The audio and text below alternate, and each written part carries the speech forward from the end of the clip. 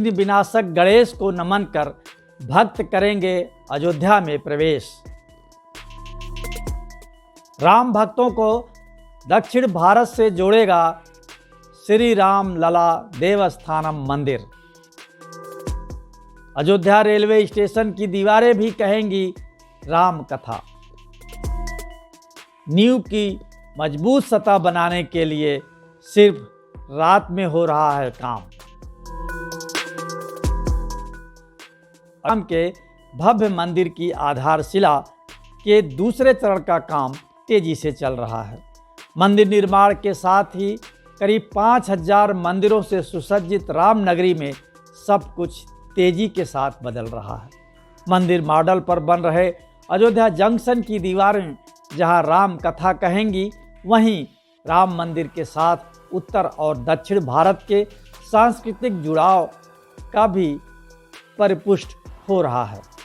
राम जन्मभूमि के कुछ ही फासले पर श्री राम लला देवस्थानम मंदिर द्रविड़ शैली में निर्माण के अंतिम स्पर्श को पा रहा है। राम मंदिर न केवल भारत बल्कि समूची दुनिया को जोड़ने में सेतु का काम भी कर रहा है।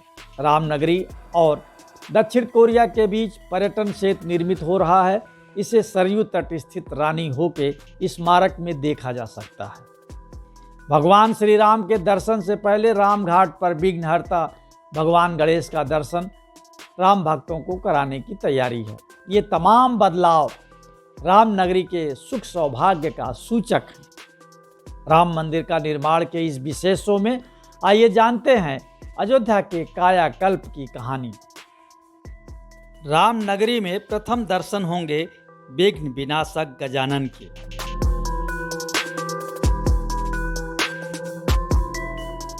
राम मंदिर के साथ अब अयोध्या में भगवान गणेश के मंदिर का निर्माण भी प्रारंभ हो गया है। विघ्न विनाशक का मंदिर इस तथ्य को भी ध्यान में रखकर बन रहा है कि किसी भी पुण्य पवित्र कार्य का शुभारंभ विघ्न विनाशक गणेश को नमन किए बिना नहीं होता। अयोध्या के राम घाट पर बन रहे गणेश मंदिर में विराजमान होने वाली भगवान गणेश की मूर्ति का मुख राम मंदिर की तरफ होगा। इसके निर्माण में वास्तुशास्त्र का भी खास ख्याल रखा जा रहा है। रामनगरी में मणि पर्वत के पृष्ठ में स्थित गणेश कुंड विघ्न विनाशक के प्रति समर्पित है। ये कुंड दशकों से उपेक्षित पड़ा है, अब इसे भी संवारने की योजना है। रामनगरी के ईशान कोण पर बन रहे इस गणेश मंदिर के कर्ता धर्ता रामदल के अध्यक्ष पंडित कलकीराज कहते हैं कि राम जन्मभूमि परिसर में विघ्न विनाशक गणेश के उप मंदिर से यह मंदिर कुछ अलग होगा। राम मंदिर संग परिपुष्ट हो रहा उत्तर दक्षिण का जुड़ाव।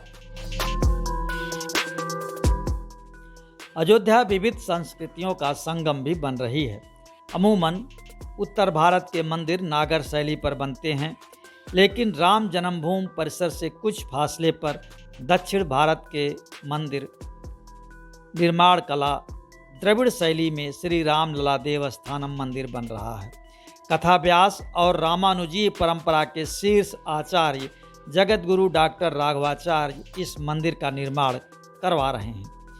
1 एकड़ के परिसर में बन रहे इस मंदिर का निर्माण अंतिम चरण में है। श्री राम लला देवस्थानम मंदिर का उद्घाटन अगले साल मकर संक्रांति के अवसर पर हो सकता है। देवस्थानम के निर्माता डॉक्टर राघवाचार्य कहते हैं, ये मंदिर उत्तर और दक्षिण भारत को जोड़ने में महत्वपूर्ण भूमिका निभाएगा, क्योंकि उत्तर और दक्षिण का सांस्कृतिक संबंध आत्मा और परमात्मा की तरह अविच्छिन्न है। उत्तर में यदि भगवान राम का जन्म हुआ तो दक्षिण में भक्ति का, इस तरह दोनों एक दूसरे के पूरक हैं। रामनगरी और दक्षिण कोरिया के बीच पर्यटन सेतु का निर्माण। अयोध्या देश विदेश को सांस्कृतिक संबंधों के साथ जोड़ने में महत्वपूर्ण भूमिका निभा रहा है। भारत और दक्षिण कोरिया के उत्कृष्ट वास्तुशिल्प का नमूना सरयू तट पर रानी हो के स्मारक में देखने को मिल सकता है। ये स्मारक अयोध्या और दक्षिण कोरिया के 2000 वर्ष पुराने रिश्तों को भी रोशन करने वाला है। करीब 5 बीघा परिसर में एक और स्थानीय वास्तुशैली में उन रानी हो का स्मारक बन रहा है जो अयोध्या की राजकुमारी थीं और सुदीर्घ जलमार्ग का सफ़र तय कर दक्षिण कोरिया पहुंची थीं। रानी की इसी जल यात्रा का परिचय स्मारक में निर्मित हो रहे सरोवर में मिलता है। सरोवर के दूसरी ओर दक्षिण कोरियाई वास्तुशैली में निर्मित राजा सूरो का स्मारक है। रामनगरी में नागर शैली के बने मंदिरों और शिखरों की बहुतायत के बीच 32 फीट ऊंचा और ग्रेनाइट से आच्छादित राजा सूरो का स्मारक देखना चमत्कारिक है। 3 नवंबर को प्रस्तावित दीपोत्सव के मौके पर इसके उद्घाटन की तैयारी है। राम कथा संग्रहालय में बनेंगी रामायण से जुड़ी 4 बीथिकाएं। राम मंदिर निर्माण के साथ साथ राम कथा संग्रहालय पर भी काम चल रहा है। संग्रहालय में रामायण से जुड़ी 4 बीथिकाएं बनेंगी। इन चारों बीथिकाओं को दृश्य और श्रव्य माध्यमों से सजाया जाएगा। इसके जरिए अयोध्या आने वाले पर्यटकों को पौराणिक काल की अनुभूति कराई जाएगी। अयोध्या के कैंट क्षेत्र स्थित पंचमुखी महादेव मंदिर के महंत मिथिलेश नंदनी शरण को बीथिका का नरेशन लिखने की जिम्मेदारी सौंपी गई है। महंत मिथिलेश ने बताया कि हर बीथिका को घूमने में 10 मिनट लगेंगे। इन बीथिकाओं में रामायण काल से जुड़े तमाम विषयों के बारे में ऐतिहासिक और प्रामाणिक जानकारी दी जाएगी। पहली बीथिका में अयोध्या और उससे जुड़े स्थलों, दूसरी में श्री राम के चरित्र, तीसरी में सरयू नदी और चौथी बीथिका में अन्य पौराणिक स्थलों को प्रमुखता से दर्शाया जाएगा। अयोध्या के रेलवे स्टेशन की दीवारें कहेंगी राम कथा। राम मंदिर मॉडल के रूप में पुनर्विकसित हो रहा अयोध्या जंक्शन कला का भी अनुपम उदाहरण बनेगा। स्टेशन का बाहरी हिस्सा स्थापत्य कला का दर्पण होगा तो भीतर की दीवारों पर राम कथा चित्रों में बयां होगी। इनमें मधुबनी कला की भी झलक देखने को मिलेगी। रेलवे स्टेशन के पुनर्विकास में लगी संस्था राइट्स का कहना है कि अयोध्या जंक्शन का ऐसा स्वरूप तय करना है ताकि स्टेशन पर उतरते ही पर्यटकों को आध्यात्मिक नगर में होने का आभास हो सके। अयोध्या जंक्शन के पुनर्विकास का 85% काम पूरा हो गया है। मुख्य भवन के मुकुट रूपी शिखर को आकार दिया जा चुका है। दीवारों पर भित्ति चित्र के साथ प्रतिमाएं लगाई जाएंगी। इसके अतिरिक्त प्रतीक्षालय में देश के प्रसिद्ध मंदिरों के मेटल कटआउट लगाने की भी योजना है। 132 करोड़ रुपए की लागत से बन रहे स्टेशन का प्रथम फेज का कार्य दिसंबर तक पूरा कर लेने का लक्ष्य है। राफ्ट ढलाई में प्रयोग हो रही 287 घन मीटर कंक्रीट। और अब बात मंदिर निर्माण की। राम मंदिर के नींव की निर्माण के दूसरे चरण पर काम तेजी से चल रहा है। अभी नींव के ऊपर मजबूत सतह यानी राफ्ट की ढलाई की जा रही है। राफ्ट की ढलाई में प्रतिदिन 287 घन मीटर कंक्रीट का इस्तेमाल हो रहा है।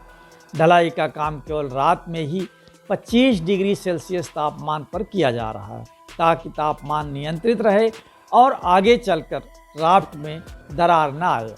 राम मंदिर की नींव के ऊपर 1.5 मीटर ऊंची राफ्ट की ढलाई की जा रही है। 400 गुणा 300 लंबे चौड़े क्षेत्रफल में राफ्ट की ढलाई 15 भागों में की जाएगी। पहले इसे 287 घन मीटर कंक्रीट में ढाला गया। इसके लिए राम जन्मभूमि परिसर में 2 स्वचालित मशीनें लगाई गई हैं। इन्हें ब्रूम प्लेजर मशीनें कहते हैं। ये गर्भ की गृह के पास लगाई गई हैं। ये कंक्रीट डालने का काम करती हैं। राफ्ट की ढलाई IIT के विशेषज्ञों की बताई गई तकनीक के आधार पर की जा रही है। तो राम मंदिर निर्माण की इस विशेष शो में आप हर हफ्ते देखते हैं राम मंदिर निर्माण की प्रगति रिपोर्ट। आपको ये शो पसंद आया तो लाइक करें, शेयर करें और हाँ, कमेंट बॉक्स में अपनी राय ज़रूर लिखें।